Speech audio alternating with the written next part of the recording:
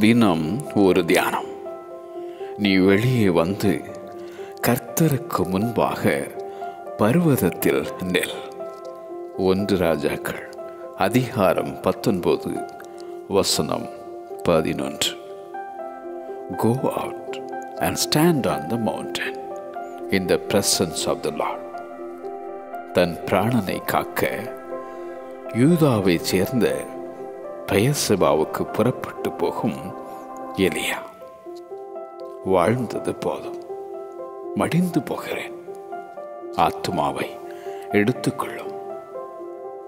நிந்தை நிறைந்த நித்திரை.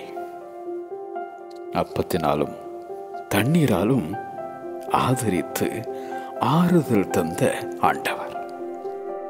நீ பண்ண வேண்டிய பிரயாணம் வெகு தூரம்.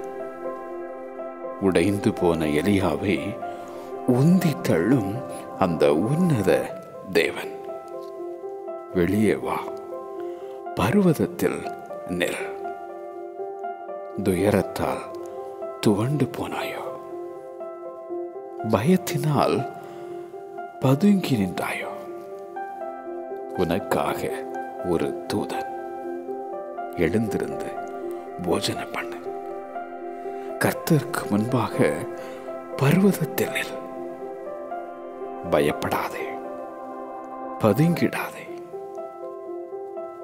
பலப்படுவாய், நீயும் பயன்படுவாய்.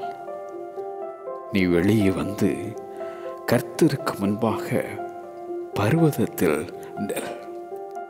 நீ வெளியே வந்து கர்த்தருக்கு முன்பாக பர்வதத்தில் நெல்.